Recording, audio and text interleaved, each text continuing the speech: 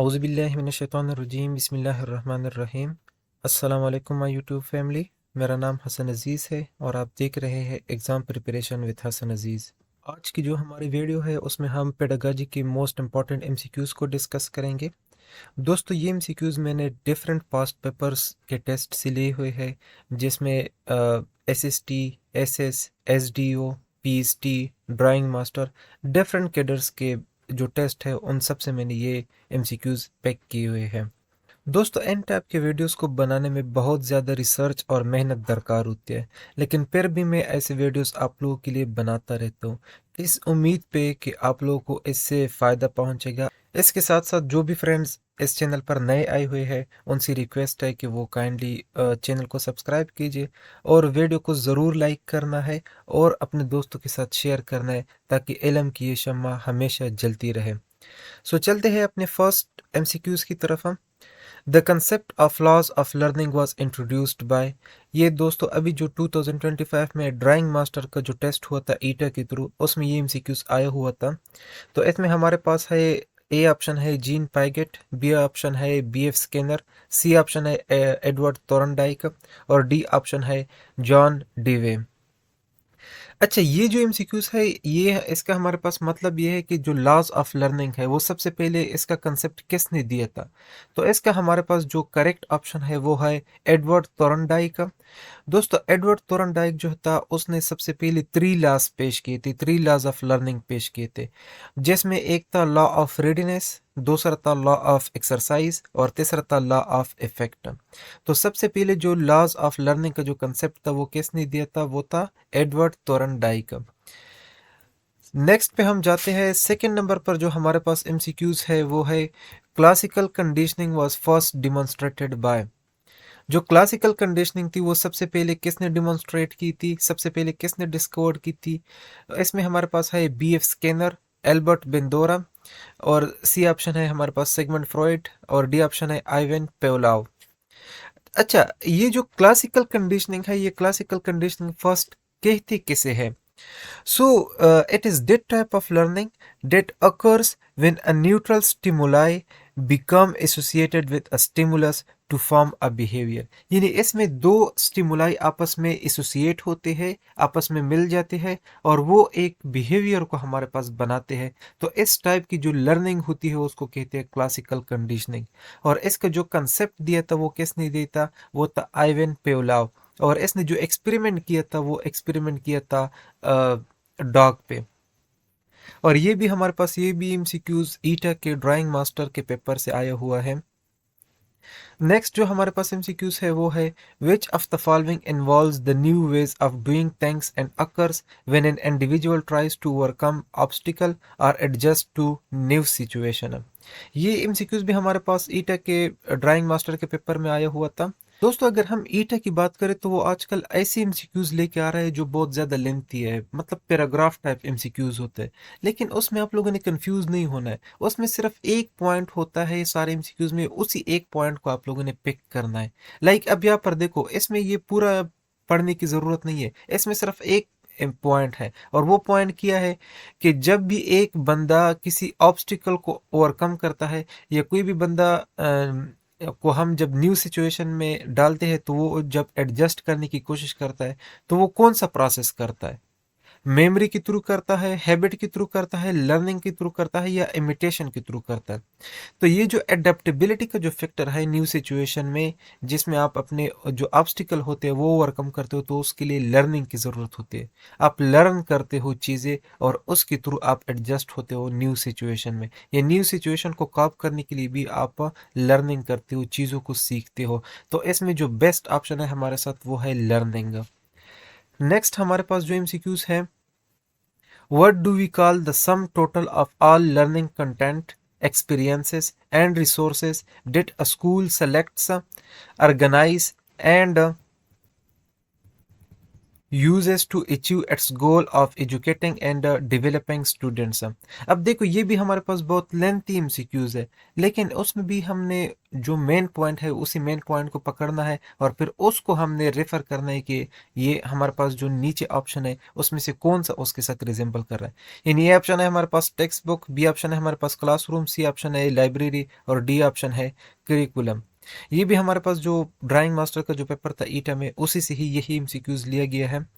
अच्छा अब देखो इसमें क्या होता है, इसमें ये होता है कि एक स्कूल जो टीचर की एक्सपीरियंसेस, जो टीचिंग के एक्सपीरियंसेस होते हैं, जो टीचिंग के जो रिसोर्सेज होते हैं उसको वो गेदर करता है और फिर उसको वो यूज करता है to achieve the goal of educating and education and developing student. यानी वो जो एक्सपीरियंसेस और रिसोर्सेज होते हैं उसको स्टूडेंट्स के जो गोल ऑफ एजुकेशन होता है या जो डेवलपमेंट होता है उसके लिए वो यूज करते हैं। तो ऐसा कौन सा प्रोसेस है जो इन चीज़ों को इनके साथ रिलेटेबल है? हाँ, फॉर एग्जांपल हम देखते हैं टेक्स्ट बुक, क्लासरूम, लाइब्रेरी और करिकुलम। तो इसमें जो बेस्ट और सुटेबल आंसर हमें लगता है वो है करिकुलम। करिकुलम हमारे पास वो प्रोसेस होता है जिसमें हम जो पास्ट के जो रिसोर्सेज होते हैं और जो एक्सपीरियंसेस होते हैं उसको हम इस तरह से यूज़ करते हैं, उस तरह से गेदर करते हैं और फिर उसी को ही हम आगे जो स्टूडेंट्स की डेवलपमेंट होती है, एजुकेशन होती है उसके लिए फिर यूज़ करते हैं। तो यहाँ पर जो बेस्ट ऑप्शन है वो है हमारे पास करिकुलम। ये भी हमारे पास ड्राइंग मास्टर के पेपर में आया हुआ था। अच्छा, the next one is the term andragogy refers to. Andragogy किस चीज के साथ रेफर करती है? Children teaching, teaching primary school student, teaching adults and teaching special need student. तो हमने पहले भी इससे पहले जो पेडागोजी के वीडियोस अपलोड किए थे, अगर आप लोगों ने नहीं देखे, वो बेसिक वीडियोस है, उसमें सब मैंने बहुत डिटेल से समझाया हुआ है। आज मैं सिर्फ एमसीक्यूज करवा रहा हूँ आप लोग को। तो अगर आप लोग को बेस नॉलेज की ज़रूरत है तो काइंडली वो वीडियोस देख लीजिएगा, मैं उसका लिंक भी डिस्क्रिप्शन बॉक्स में दे दूंगा।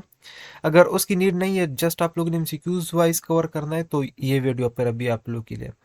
तो एंड्रागॉजी का मतलब है हमारे पास टीचिंग एडल्ट्स और इसके अगेंस्ट होता है पेडागॉजी। पेडागॉजी में हम क्या करते हैं, उसमें हम टीचिंग चिल्ड्रन, उसमें हम चिल्ड्रन को टीच करते हैं और एंड्रागॉजी में हम एडल्ट्स को टीच करते हैं। और जो एंड्रागॉजी होती है उसमें जो फोकस होता है वो हमारा टीचर होता है और यहाँ पर जो फोकस होता है वो हमारा स्टूडेंट होता है। स्टूडेंट के ऊपर ज़्यादा फोकस करते हैं एंड्रोगॉजी के अंदर।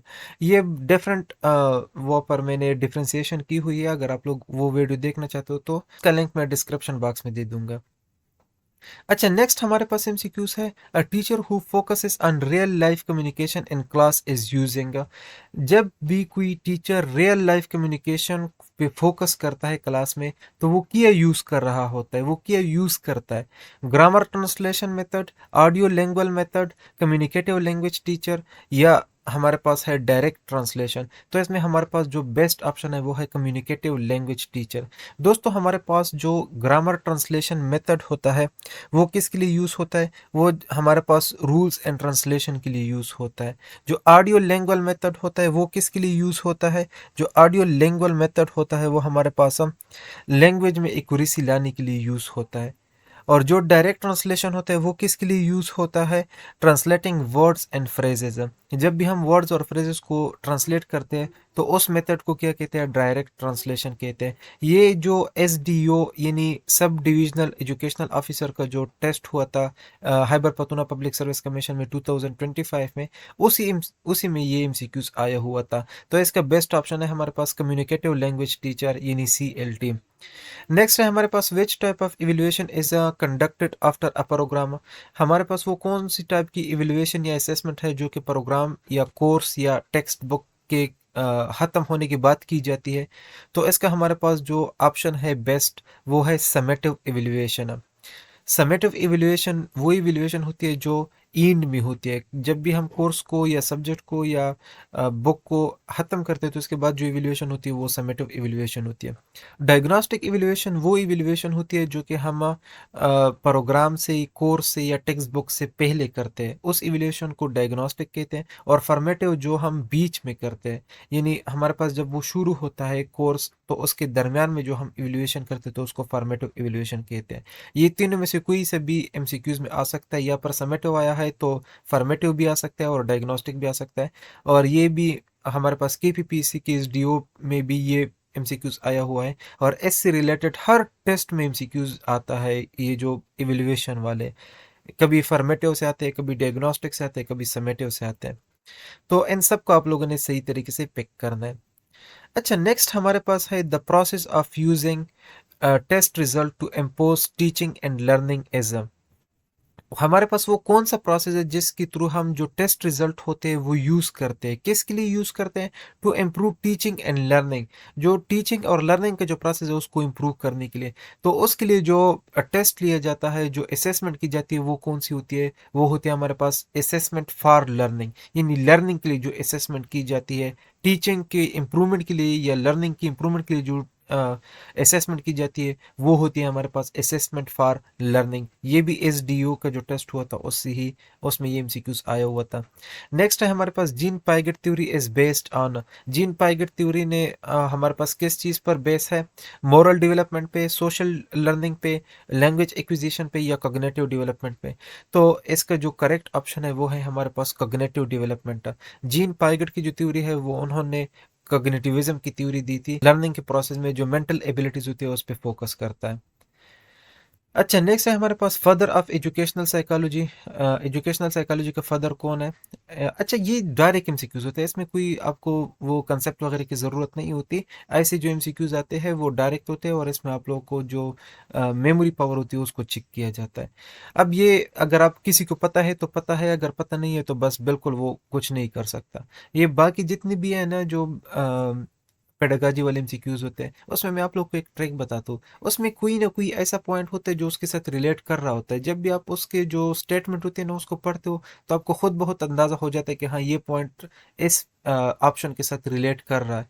लेकिन ये जो डायरेक्ट MCQs होते हैं उसमें कोई वो रिलेटेबिलिटी फैक्टर नहीं होता, तो उसमें आप लोग का वो जो मेमोरी पावर होता है उस पर वो उसको वो चेक करते हैं।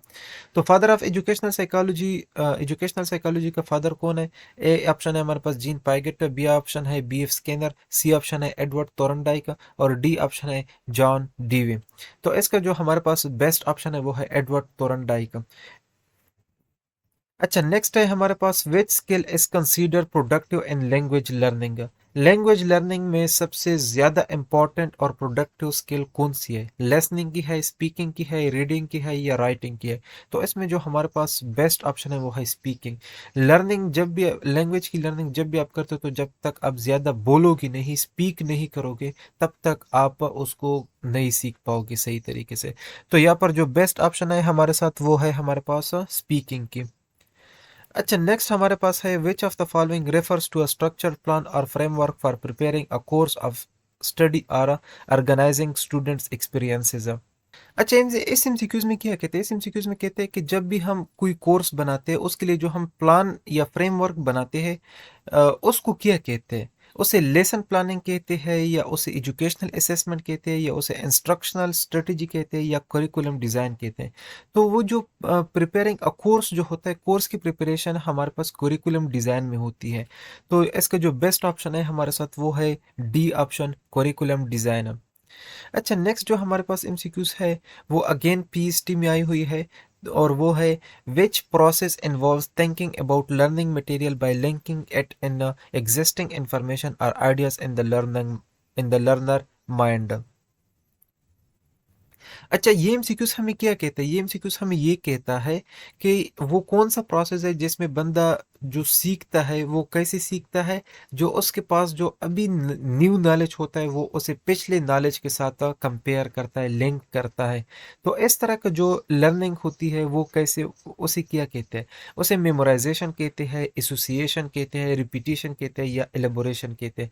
तो इसका जो करेक्ट ऑप्शन है वो है एलेबोरेशन। एलेबोरेशन हमारे पास वो टाइप ऑफ लर्निंग होती है जिसमें हमारे पास जो एग्जिस्टिंग नॉलेज होती है, सॉरी, जो न्यू नॉलेज होती है उसको हम एग्जिस्टिंग नॉलेज के साथ लिंक करते हैं। तो इसको कहते हैं एलेबोरेशन। नेक्स्ट है हमारे पास फिलासफी। फिलासफी मीन्स, फिलासफी का मतलब क्या है? अच्छा, फिलासफी टू वर्ड से निकला हुआ है, ये ग्रीक वर्ड है। फेलो का मतलब है लव, और सोफी का मतलब है विजडम। तो यहाँ पर हमारे पास फोर ऑप्शन में से जो करेक्ट ऑप्शन है वो है option number C, love and wisdom. ये भी हमारे पास PST का जो टेस्ट था वहाँ से मैंने पिक किया हुआ है, और वहाँ आया हुआ था ये। नेक्स्ट हमारे पास है Benjamin Bloom developed a framework that categorized educational goals into distinct areas. This classification is based on जो बेंजामिन ब्लूम था जिसने ब्लूम्स टेक्सोनोमी डेवलप की थी, ये हमारे पास जो एजुकेशनल गोल्स थे उसको डिस्टिंक्ट एरियाज में वो कैटेगराइज करता था। ये क्लासिफिकेशन किस चीज़ के ऊपर बेस्ड थी? डिफरेंट टीचिंग टेक्निक के ऊपर थी, hierarchical level of learning objective के ऊपर थी, वेरियस स्टूडेंट इंटरेस्ट के ऊपर थी, या टाइप्स ऑफ क्लासरूम एनवायरनमेंट। किस चीज़ के ऊपर ये बेंजामिन ब्लूम का जो कैटेगराइजेशन था, जो टेक्सोनोमी थी, वो किस चीज़ के ऊपर बेस्ड थी? वो थी hierarchical level of learning objectives. ये भी हमारे पास पीएचडी के 2025 पेपर में अभी जो स्क्रीनिंग टेस्ट हुआ था उसमें ये आया हुआ था। नेक्स्ट है हमारे पास in which model is the teaching process divided into 4 component, each corresponding to a major sequence of events in the instructional process. इसका मतलब क्या है हमारे साथ? इसका मतलब ये है कि जो टीचिंग प्रोसेस है वो 4 कंपोनेंट्स में कौन से मॉडल में डिवाइड हुआ है, और उसमें जो हर कंपोनेंट है वो एक मेजर सीक्वेंस ऑफ इवेंट के साथ करस्पॉन्ड करता है। तो वो कौन सा मॉडल है जिसमें टीचिंग प्रोसेस को 4 कंपोनेंट में डिवाइड किया हुआ है और हर जो कंपोनेंट है वो एक मेजर सीक्वेंस ऑफ इवेंट के साथ करस्पॉन्ड करता है? तो इसमें जो हमारे पास जो बेस्ट मॉडल है वो है गेगनीज मॉडल ऑफ इंस्ट्रक्शनल प्रोसेस। ये भी हमारे पास पीएचडी की 2025 पेपर में आया हुआ था। नेक्स्ट हमारे पास है the central focus of perennial education is on a dash because it enables the individual to be coping with the situation. मतलब क्या है हमारे पास? इसका मतलब ये है कि जो पेरेनियलिज्म है, यानी जो पेरेनियल एजुकेशन है, इसका सेंट्रल फोकस कौन सा होता है? उसका हमारे पास जो सेंट्रल फोकस होता है वो हमारे पास थिंकिंग होती है, और वो थिंकिंग के ऊपर ज्यादा फोकस करते हैं। थिंकिंग ही इंसान को या इंडिविजुअल्स को इसके एबल करता है कि वो जो न्यू सिचुएशन में अगर हम उसको डाल दे तो वो उसके साथ कोप कर सके, उसमें वो एडजस्ट हो सके, उसमें वो मुकाबला कर सके। तो जो पेरेनियलिज्म है वो मेनली किस चीज़ के ऊपर बेस करती है, या मेनली किस चीज़ के ऊपर फोकस करती है? तो वो है हमारे पास थिंकिंग। ये जो अरेबिक टीचर का जो टेस्ट था उसमें ये एमसीक्यूज आई हुई थी।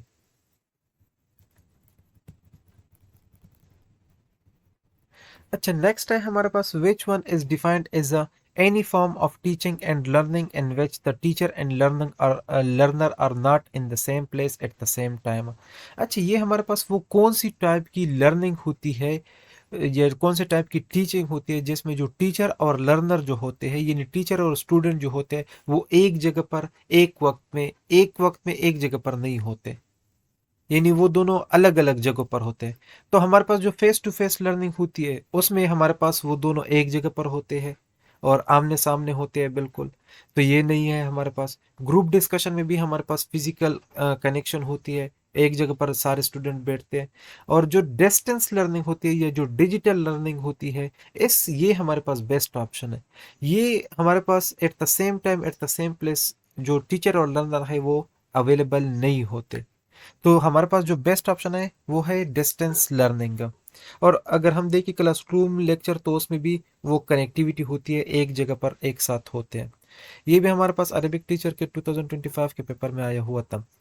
The method in which some general laws and rules are given to student first and then they are asked to apply these rules to different situation is known as the। वो हमारे पास कौन सा method है जिसमें जो general laws and rules होते हैं वो पहले स्टूडेंट्स को दिए जाते हैं और फिर उनसे कहा जाता है कि अब आप लोगों ने ये रूल्स एंड लॉज को डिफरेंट सिचुएशन में अप्लाई करना है, इम्प्लीमेंट करना है। तो वो हमारे पास कौन सा मेथड है? सबसे पहले अगर हम बात करें इंडक्टिव मेथड की, इंडक्टिव मेथड हमारे पास कौन सा मेथड होता है? अच्छा, जो इंडक्टिव मेथड ऑफ लर्निंग है उसमें हम learning from specific examples and observation to form general rules और कंक्लूजन। जो इंडक्टिव मेथड है उसमें हम सीखते हैं किस चीज़ों से? स्पेसिफिक एग्जांपल्स एंड ऑब्जर्वेशन से, ताकि हम एक जनरल रूल या जनरल कंक्लूजन हम ड्रा कर सकें। तो ये हमारे पास इंडक्टिव तो नहीं हो सकती। फिर उसके बाद है डिडक्टिव। अच्छा, डिडक्टिव को फिलहाल छोड़ देते हैं, ऑब्जर्वेशन मेथड की तरफ चले जाते हैं। ऑब्जर्वेशन मेथड में हम learning through observation and analysing phenomena, उसमें हम किसी भी फिनोमिना को ऑब्जर्व करते हैं और एनालाइज करते हैं, उन्हीं की थ्रू लर्निंग होती है ऑब्जर्वेशन मेथड में। और जो लास्ट में है एक्सपेरिमेंटल, उसमें हम एक्सपेरिमेंट करते हैं टू ड्रा अ कंक्लूजन। यानी एक्सपेरिमेंटल मेथड में हम क्या करते हैं, वहाँ पर हम एक्सपेरिमेंट करते हैं ताकि हम एक जो कंक्लूजन होती है उसको ड्रा कर सकें। तो लास्ट में हमारे पास जो बचता है वो है डिडक्टिव मेथड। अब डिडक्टिव मेथड में हम क्या करते हैं, उसमें जो स्टूडेंट्स होते हैं उसको पहले लॉज एंड रूल्स दिए जाते हैं और फिर उसको इम्प्लीमेंट करने के लिए कहा जाता है। तो इस टाइप का जो मेथड है उसको क्या कहते हैं, डिडक्टिव मेथड। तो यहाँ पर जो बेस्ट ऑप्शन है वो है डिडक्टिव मेथड। नेक्स्ट है हमारे पास, which of the following refers to the methods and strategies used by educator to maintain a helping classroom learning environment? तो इसमें हमारे पास ऑप्शन ए है लेसन प्लानिंग, ऑप्शन बी है क्लासरूम मैनेजमेंट, ऑप्शन सी है homework assignment और option D है student assessment. हमारे पास वो कौन सा मेथड्स और स्ट्रेटजीज है जिसके थ्रू एक टीचर जो होता है वो अपने जो क्लासरूम होता है उसका इन्वायरमेंट लर्निंग वाला बनाता है, यानी पॉजिटिव लर्निंग इन्वायरमेंट बनाता है अपने क्लासरूम में। तो इसके जो बेस्ट ऑप्शन है वो है option number B, classroom management. Classroom management में हमारे पास वो मेथड्स और स्ट्रेटजीज होती है जिसमें एक जो एजुकेटर होता है वो अपने क्लासरूम को हाईली प्रोडक्टिव और हाईली पॉजिटिव बनाता है। नेक्स्ट हमारे पास जो एमसीक्यूज है वो है behaviourist theory was first introduced by. जो बिहेवियरिस्ट थ्योरी है वो सबसे पहले जॉन बी वाटसन ने इंट्रोड्यूस की थी और ये 1913 में हुई थी। 1913 में ये न्यूज़ को जॉन बी वाटसन ने इंट्रोड्यूस करवाया था। तो ये भी अक्सर एमसीक्यूज में पूछा जा सकता है कि किस ईयर में इंट्रोड्यूस हुई थी। अच्छा, नेक्स्ट हमारे पास जो है वो कौन सी है, a student develop self confidence and desire to achieve status, reputation, fame and glory, this stage is known as. दोस्तों अगर आप लोग को याद हो तो एक थ्योरी है हमारे पास, मेस्लो हायरार्की ऑफ नीड्स। उसमें हमारे पास 5 टाइप्स के नीड्स होते हैं। यानी सबसे पहले लेवल पर अगर हम देखें तो साइकोलॉजिकल या बेसिक नीड्स होते हैं, जिसमें एक इंसान को एयर यानी हवा की, पानी की, खुराक की और इसके साथ साथ जो क्लॉथिंग होती है, जो शेल्टर होता है उसकी ज़रूरत होती है। यानी जो बेसिक नीड्स होती है वो फर्स्ट स्टेज पे होती है। और दूसरे अगर ये उसकी ये नीड्स पूरे हो जाए तो फिर मेजलो कहते हैं कि वो नेक्स्ट लेवल पर चला जाता है। और जो नेक्स्ट लेवल पर है वो है सेफ्टी नीड्स। दूसरे लेवल पर सेफ्टी नीड्स में कौन कौन से आते हैं, एम्प्लॉयमेंट आता है, हेल्थ आती है, प्रॉपर्टी आती है और सिक्योरिटी ऑफ लाइफ आती है। फिर जब उसकी ये नीड्स भी पूरे हो जाए तो फिर उसके बाद आती है सोशल नीड्स। अब सोशल नीड्स में क्या क्या आता है, उसका फ्रेंड सर्कल आता है, फैमिली आती है, इंटीमेसी आती है और लव आता है। फिर अगर उसकी वो नीड्स भी पूरे हो जाए तो फिर उसके बाद वो एक हायर लेवल पर चला जाता है जिसके कहते हैं स्टीम नीड्स। और स्टीम नीड्स में हमारे पास रिस्पेक्ट आता है, स्टेटस आता है, ग्लोरी आती है और रेपुटेशन आता है। और जब उसकी ये नीड्स भी पूरे हो जाए तो फिर उसके बाद सेल्फ एक्चुअलाइजेशन, यानी फिर वो ये कोशिश करता है अकॉर्डिंग टू मेस्लो कि जो मैं हूँ उस वो मैं बेस्ट तरीके से बनूं, यानी जो मैं अपने आप में हूँ वो मैं बेस्ट तरीके से बन सकूं, उस मुकाम तक पहुंच सकूं, उसको कहते हैं सेल्फ एक्चुअलाइजेशन। तो यहाँ पर ये जो हमारे पास स्टीम नीड है ये हमारे पास कौन से करते हैं, इसमें जो स्टूडेंट होता है वो सेल्फ कॉन्फिडेंस को, स्टेटस को, रिपुटेशन को, फेम एंड ग्लोरी, इन सब चीज़ों के बारे में सोचता है। तो वो हमारे पास कौन सा स्टेज है, वो है हमारे पास स्टीम नीड्स। दोस्तों ये मैस्लो थ्योरी ऑफ हायरार्की से लिया गया है, हायरार्की ऑफ नीड्स से लिया गया है। और इसमें सारे जो पॉइंट्स थे वो मैंने आप लोगों के साथ शेयर कर दिए। अगर और पॉइंट से भी एमसीक्यूज आते हैं तो आप लोगों ने हर एंगल से उसको तैयार करना है। अपने साथ पेन एंड पेज को हमेशा अपने साथ ही रखना है हम मेरे लेक्चर में, क्योंकि मैं ज़्यादातर चीज़ें वर्बली बताता हूँ तो वो चीज़ें आप लोगों ने नोट करनी है और वही चीज़ें फिर आती भी है एमसीक्यूज में और बहुत बार ऐसा हुआ भी है। अच्छा, नेक्स्ट जो है वो है हमारे पास how many domains of learning and Bloom taxonomy. Bloom taxonomy के अंदर जो डोमेन ऑफ लर्निंग है वो कितने हैं, वो हमारे पास 3 डोमेन्स ऑफ लर्निंग है। अच्छा, नेक्स्ट है हमारे पास हम correct sequencing of stages of Bloom taxonomy. और ये ऊपर मैंने डोमेन ऑफ लर्निंग बताया है वो 3 है और फिर है हमारे पास stages of in Bloom technology. तो स्टेजेस इन ब्लूम टेक्सोनॉमी कितने हैं, वो है हमारे पास पहले नंबर पर 6 स्टेजेस है और फिर उनको जो सीक्वेंसिंग है वो किस तरीके से की गई है। सबसे पहले है हमारे पास सबसे पहले जो होता है वो रिमेंबरिंग होती है, फिर उसके बाद अंडरस्टैंडिंग होती है, फिर उसके बाद अप्लाइंग होती है, फिर उसके बाद एनालाइजिंग होती है, फिर उसके बाद क्रिएटिंग होती है। सॉरी, क्रिएटिंग से पहले एक और स्टेप होता है इवेल्युएशन, इवेल्युएशन होती है, फिर इवेल्युएशन के बाद क्रिएट होता है। ये 5-6 स्टेजेस है हमारे पास। तो अब हम देखते हैं कि सीक्वेंस में कौन सा सही आ रहा है। सबसे पहले ए ऑप्शन को अगर हम देखें, टू रिमेंबर, फिर अंडरस्टैंड, फिर अप्लाई, फिर एनालाइज, फिर इवेल्युएट, फिर क्रिएट। तो ये हमारे पास बेस्ट तरीके से कंपोज हुआ है जो ऑप्शन नंबर ए है। तो ये हमारे पास सही और राइट ऑप्शन है। अच्छा, नेक्स्ट है हमारे पास pedagogy word was coined by. Pedagogy का जो वर्ड है वो किसने कॉइन किया था सबसे पहले, यानी सबसे पहले किसने यूज किया था। ए ऑप्शन है हमारे पास एडवर्ड थोर्नडाइक का, बी ऑप्शन है हमारे पास लेव वेगोटेस्की, सी ऑप्शन है हमारे पास जोहान फ्रेडरिक का, और डी ऑप्शन है हमारे पास जीन पाइगेट। तो इसका जो करेक्ट ऑप्शन है हमारे साथ वो है जॉन फ्रेडरिक। जॉन फ्रेडरिक ने सबसे पहले पेडागॉजी का लफ्ज यूज किया हुआ था। ये थी हमारी आज की वीडियो और उम्मीद करता हूँ कि ये आप लोगों के लिए बहुत ही हेल्पफुल साबित होगी। दोस्तों, आप लोगों ने चैनल को सब्सक्राइब करना भूलना नहीं है, लाइक करना है और शेयर भी करना है। इसके साथ ही अपना बहुत सारा ख्याल रखिएगा। अल्लाह हाफिज़।